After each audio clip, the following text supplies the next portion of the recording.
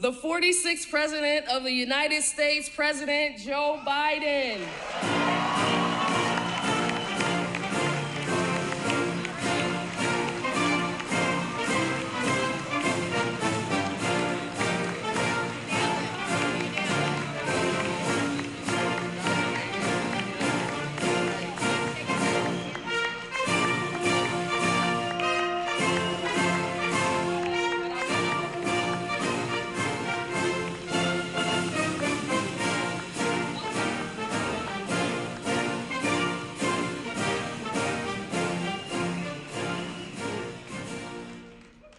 Well, thank you very much. Hello, Syracuse.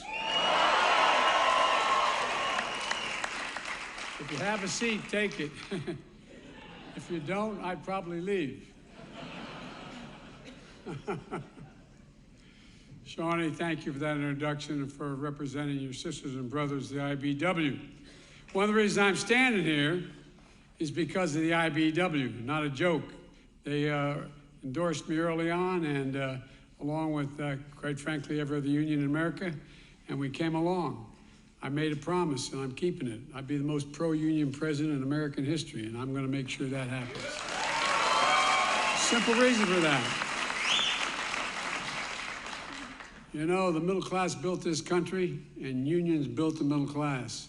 We used to say in the Senate, excuse the point of personal privilege, though I'd like to introduce some of my family and friends, and I don't know where they are right now, but my, you know, I married a beautiful woman from Skaneateles Lake, was at Syracuse. I met her on spring break and fell head over heels in love with her, and gave up a starting job on the football team in Delaware to come up every weekend because I couldn't stay away from her. And her brother Michael is here. Where's the family? There they are, back here. The Hunter family is here. Daughter Maureen and Greg, and the children Gillian and Gregory and Nancy Hunter, and her daughter Jess, my brother-in-law Johnny's wife and daughter, and as well as one of Bo's best buddies, Andy Grote, and an old friend who's here. I excuse this again, as used to say in the Senate, a point of personal privilege. But just like coming home, man, coming home. Molly and her brother, Jimmy Crean. And the president of Syracuse University and the dean of the law school, who probably I wouldn't get in these days, although I went there on a scholarship. And Mayor Walsh, Ben, thank you, County Executive McMahon. It's good, you know, it's good to be in a place that means so much to me, and that means so much to our country with the project we're here to celebrate today. Governor Hochul, thank you for the passport into the state. Appreciate it very, very much. You've been a great partner to me and a great leader for the state. You saw an opportunity to attract more semiconductor supply chain businesses, and you signed a law to make New York even more welcoming. We were down in Poughkeepsie not long ago, a little outfit called IBM, spending $20 billion investing in incredible jobs, attracting companies, creating jobs. A century ago, this region was the heartland of manufacturing. And when I was up here as a law student, you had Kodak, Corning, General Electric. Governors always believed it could be that way again. She thought that would be the case, and the region is poised to lead the world in advanced manufacturing. Not a joke, poised to lead the world.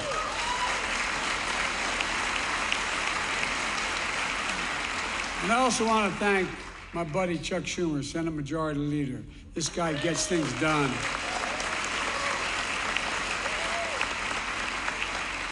And a close to a hometown girl, a senator from upstate New York, Kristen Gillibrand.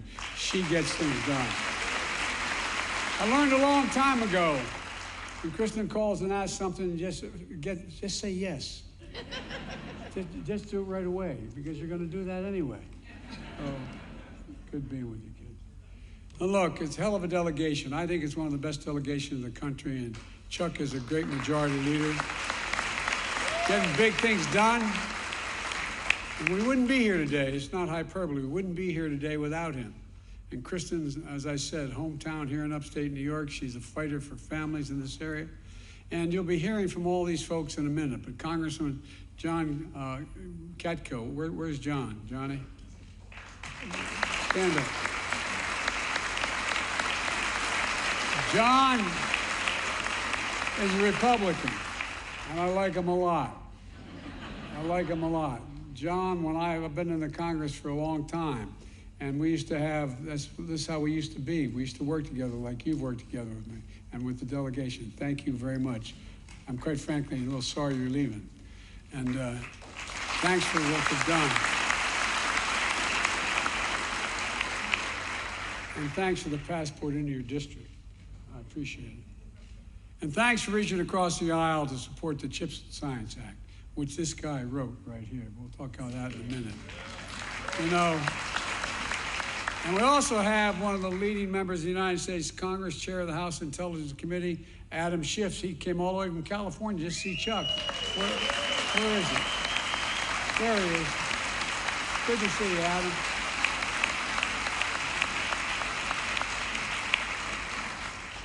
Adam and I talk together a lot. We can't share any secrets with the rest of you, but you know, we can talk. He's the only guy I can talk to. I'm only kidding. Folks, we're here to celebrate one of the most significant investments in American history. Again, not hyperbole. One of the most significant investments in American history. And it's going to ensure that the future is made in America. One of the bright spots around the country that should give us a sense of optimism and hope about who we are as a nation. And it's part of a broader story about an economy we're building and one that works for everyone. The positions America put America in a position to win the economic competition of the 21st century. And again, that's not an exaggeration. It's literally an accurate statement. We're joined today by the CEO of Micron to celebrate their commitment to invest $100 billion over the next 20 years here in America to build factories, to make semiconductors, those small little computer chips that power everything in our everyday lives, from our smartphones to our automobiles to washing machines, hospital equipment, you name it. It's the largest American investment of its kind ever in our history. Thank you very much, Paul. They're going to build factories the size of, this is not hyperbole, the size of 40 football fields, big enough to fit the Carrier Dome 4 times inside it and still have space left over. And this is amazing. What's that going to happen here? You guys have no idea. It's going to run, and it's going to run entirely on renewable energy. 9,000 jobs, from PhDs and engineers, HVAC technicians, machine operators, with an average salary of $100,000 a year, and tens of thousands more jobs across the supply chain. 20 unions working together to fill jobs for technicians, construction workers, electricians, operating engineers. And by the way, it's the largest investment in American history that's also governed by a project labor agreement.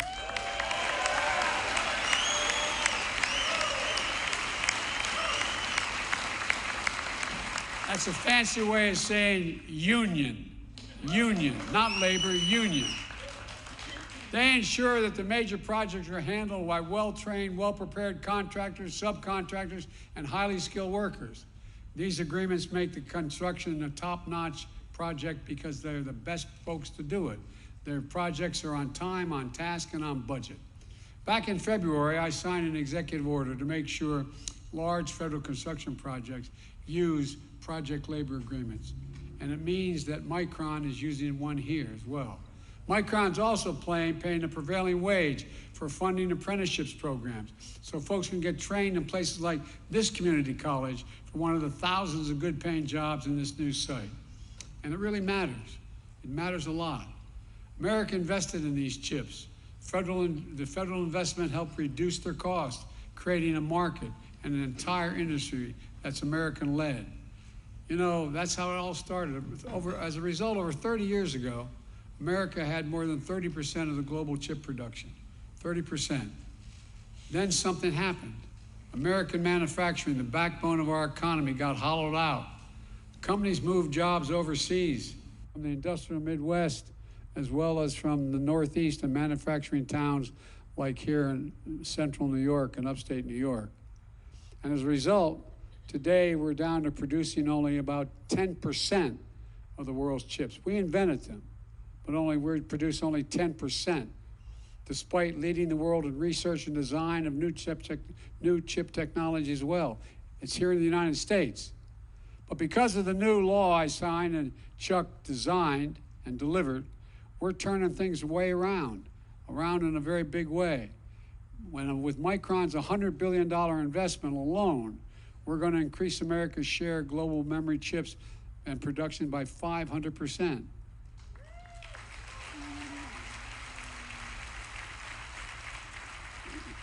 The company Intel in Ohio and other companies, including foreign companies, that are investing billions of dollars across America to make these chips here. And it matters to you all, no matter where you live. It matters a great deal. Making these chips in America is going to help lower the cost for families looking to buy a car, to replace your washing machine, get a new cell phone. It also helps companies outcompete the rest of the world. And I've heard from Xi Jinping that he's a little concerned about that. No, I'm not joking. It's not, as I told him, it's not about conflict, it's about competition. And we're back in the game. We're competing again in a big way. Think about it this way. IBM needs these chips to build the fastest quantum computers ever built in the world in Poughkeepsie, New York. Instead of relying on chips made overseas that could be delayed because of a pandemic or some other global supply chain issue, they can get their chips in a few hours. It's a game changer. You know, where is it written? Where is it written that the United States of America can't be the manufacturing capital of the world? Think about this. No, I mean it sincerely. Where in the hell is it written that says we cannot be, as we've been hearing for the last 25 years, the manufacturing capital of the world? This country lost over 180,000 manufacturing jobs under the last guy that had this job. We've created 700,000 manufacturing jobs on my watch, adding manufacturing jobs at a faster rate than in 40 years.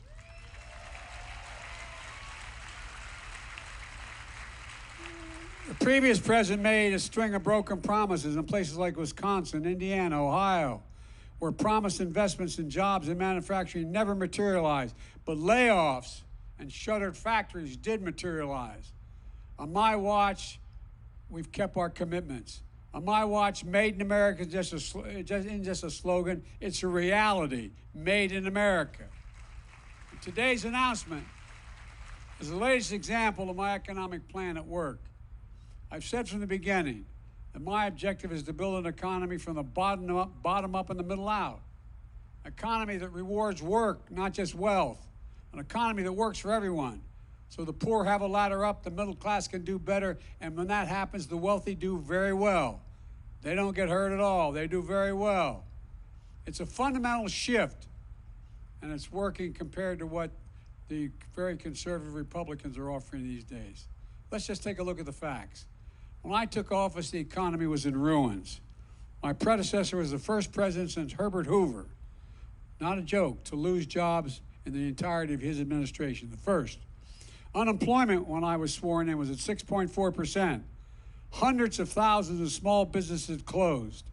The irony is that during the pandemic, the record number of Americans became, at the same time we lost all these small companies, a record number of Americans became billionaires in the middle of this crisis, while more than 9 million people were still out of work from the pandemic when I took office. Today, with the help of the people behind me, we're in a much better place. 10 million jobs created since we took office, a record for any administration in American history. Unemployment is at 3.5%, the lowest it's been in 50 years. 5.4 million Americans applied to start small businesses, the highest level ever in American history. And because of the action we've taken, gas prices are declining. We're down $1.25 since the peak this summer, and they've been falling for the last 3 weeks as well, and adding up real savings for families. Today, the most common price of gas in America is $3.39, down from over $5 when I took office. We need to keep making that progress by having energy companies bring down the cost of a gallon of gas. That reflects the cost they're paying for a barrel of oil. There used to be a direct correlation. Barrel of oil goes down, the price at the pump goes down at the same time. If we're taking average profits they've been making over the last 20 years instead of the historic profits they're making today, the price of gas would be down an additional 40% to 40 cents today to $3 a gallon. And by the way, last quarter, the 5 largest oil companies made, in the last quarter, $70 billion in profit in 90 days. Shell announced just this morning that it made $9.5 billion in profits in the third quarter. $9.5 billion. That's more than twice of what they made in the third quarter of last year.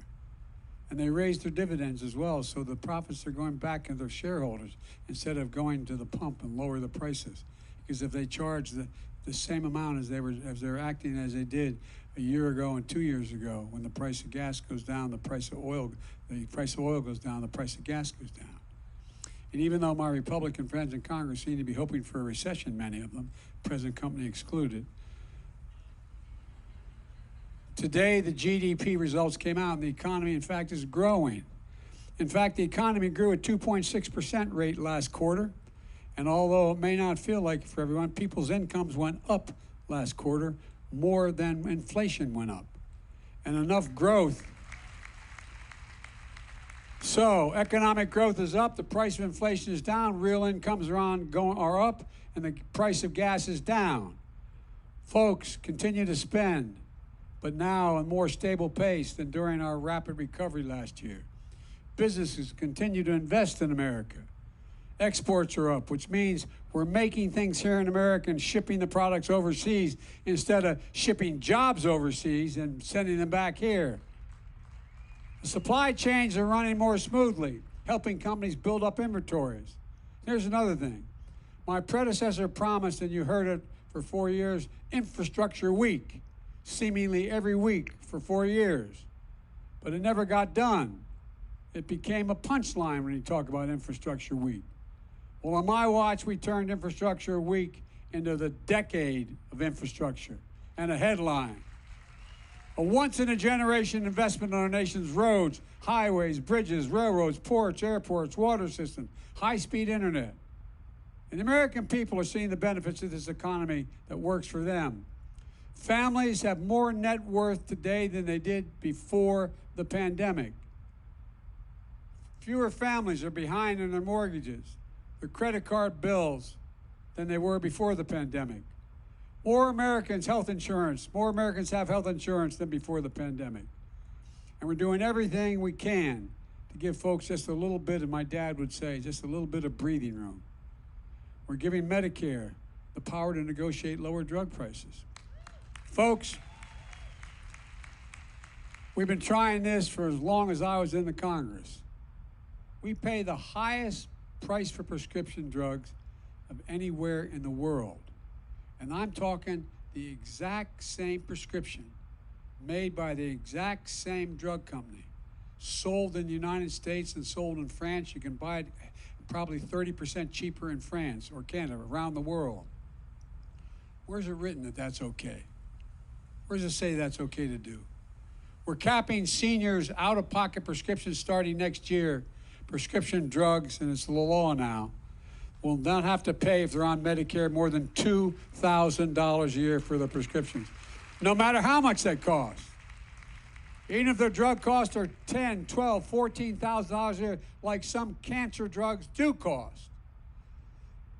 Now, if Big Pharma tries to raise drug prices faster than inflation, they're going to have to write a check to Medicare to cover the difference, because there's no rationale for it. Unless they can prove they engaged in additional research to improve the product, if it's the same exact product, they cannot raise the price beyond the cost of inflation for that particular drug. And by the way, Put this in perspective. Last year, the price of 1,200 specific prescription drugs went up faster than inflation. We're going to put a stop to that. From now on, if drug companies rise the price faster than inflation, they're going to have to rebate the money back to Medicare. We're also capping the cost of insulin for seniors on Medicare at $35 per prescription instead of the average $400 a month, like some are paying now. We passed tax credits to help families buy energy-efficient appliances, put solar panels on their homes, help them buy an electric vehicle, weatherize their home. Things that are going to save, it's estimated by the utility companies, an average of $500 a year for the families, and much more if they were to purchase a vehicle. Yesterday, we announced steps my administration is taking to get rid of unfair hidden fees, known as junk fees, that are proliferating, like surprise banking overdraft fees, an average of $35 for every overdraft, or credit card late fees, an average of $50. Or if you get on a plane and you want your 2-year-old child to sit next to you, you're going to find out you paid a hell of a lot more for your ticket when you land, before you land.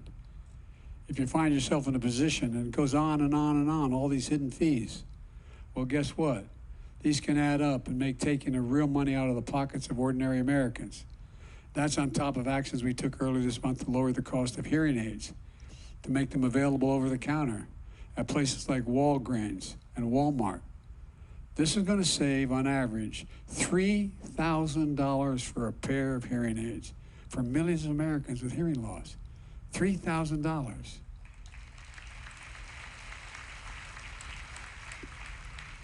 I took action to ease the burden of student debt for millions of working and middle-class families. Average income, $70,000 a family, recovering from the pandemic. My friends on the right, they criticize the move. But I'm never going to apologize for helping working and middle-class families as they recover from the pandemic.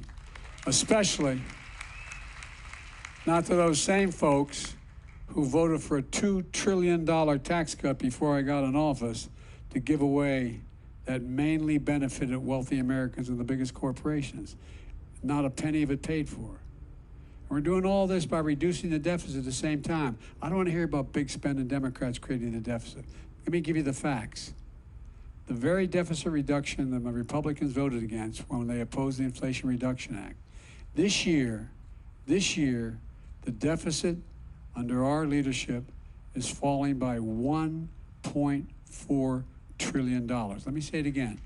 This year alone, the deficit is down $1.4 trillion. In my first year in office, the deficit fell one year by $350 billion.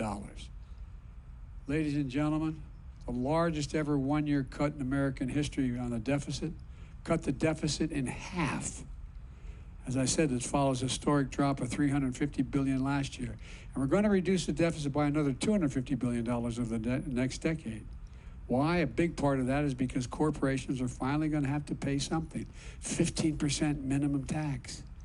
You know, in the year 2000, 55 corporations made $40 billion. God love them, as my mother would say.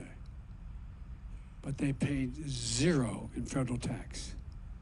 Zero in federal tax. So guess what? The Inflation Reduction Act, we made sure they have to pay a minimum of 15%. That's less than you guys pay as union members in your tax. That's less than school teachers, firefighters, cops pay. But that 15% increase in the minimum tax is going to make sure we're in good shape for a long time here. That's all in stark contrast to Kevin McCarthy, Republican leader of the House of Representatives, and his fellow MAGA Republicans who say their number one priority is to do the following. And they've said it publicly. By the way, if I had asked you, and we were just walking down the street, so can you tell me what the Republican platform is? What they're for? I'm not joking. I'm being deadly earnest. Like I said, I've been around a long time in public life. Republicans usually always have platforms. Say, this is what we're for. Well, they can't tell you what they're for, but they'll make sure they'll tell you what they're against They're going to give the power we just gave to Medicare to lower drug prices back to Big Pharma to raise prices instead. The cap on the $2,000 cap on prescription drugs for seniors, gone, if Kevin has his way, McCarthy. $35 a month cap on insulin for diabetes for seniors, gone. Savings on health care premiums, $800 a year for literally millions of Americans under the Affordable Care Act, gone. And of course, they're still determined to repeal the Affordable Care Act overall, which would mean that tens of millions of Americans with pre-existing conditions who can't otherwise get insurance will lose even that insurance because they have a pre-existing condition. These protections are gone as well if the Republicans get their way, if Kevin gets his way in the Republican Congress. Tax credits to lower energy bills, gone. Corporate minimum tax, gone. Under the Republican plan, some big corporations are going to go back to paying zero again. That's the plan. I would argue it's reckless and irresponsible and will make inflation worse if they succeed. And then they're coming after Social Security. Now, it sounds like, there's Biden, that's typical Democrat saying Republicans are after Social Security. This is the one thing they've said out loud. They've written it down on pieces of paper. Senator Rick Scott, the Republican from Florida, who's in charge of getting Republicans elected to the Senate, has a plan that's laid out. You can look it up. You can, as my used to say, you can Google it. The plan that Congress will give Congress a chance to cut Social Security, Medicare every 5 years. Every 5 years, it's going to be up on the ballot. Either gets voted on or gets lost. Every 5 years. It's no longer, there's no such thing as a permanent plan. Every 5 years, you've been paying your Social Security since you were 16 years old, your first paycheck. Senator Ron Johnson, the senator from Wisconsin, he thinks that's taken too long. He wants it done every year. Every year, Social Security and Medicare in the chopping block, every single year. And now they put forward a real ticking time bomb for the country. You're going to hear a lot more about it. Republican leadership in the Congress has said, they made it clear, that if they don't get their way, if I don't vote to shut down, if I don't vote to reduce Social Security, Medicare, if I don't support that, they're going to shut down the government, refuse to pay America's bills for the first time in American history, to put America in default. Again, read this, that's what they're saying. Unless we yield to the demands to cut Social Security and Medicare, they're determined to cut Social Security and Medicare, and they're willing to take down the economy over it. There is nothing that would create more chaos or do more damage to the American economy than that happening, if it were to happen. Let me close with this. It's been a rough few years for a lot of people I grew up with, hardworking Americans. For a lot of families, things are still tough. But there's some bright spots out there where America is reasserting itself. I've asked CEOs, including Micron and CEOs of many other countries, the following question. When I spoke to the Business Roundtable, spoke to the Chamber of Commerce, National Chamber of Commerce. When the United States government decides to invest considerable resources in a new industry that we need to build up for our national security and economic well-being, does that encourage or discourage companies from getting in the game? The overwhelming answer is it encourages them to get in the game. Federal investment attracts private sector investment, particularly in those things we need badly. Our national security depends on us having access to the most modern computer chips in the world. It depends on it. One of the things I've been able to do, and I make no bones about it, because of Russia's activities, we have curtailed their ability to access some of this stuff. And guess what? They're not able to rebuild those devastating weapon systems to take out those civilians in Ukraine as well. Not a joke. It makes a big difference. These things matter. They matter a great deal. And it creates jobs and it creates industries. It demonstrates we're all in this together. And that's what today's all about. I've never, and I mean this sincerely, I've never been more optimistic in my life about America's future. I mean it sincerely. Not because I'm president, but because we have entrepreneurs and people who know what they're doing to lead us to in a completely different era. in terms of the kinds of technologies we need, like this man right here. Because I look out at that younger generation.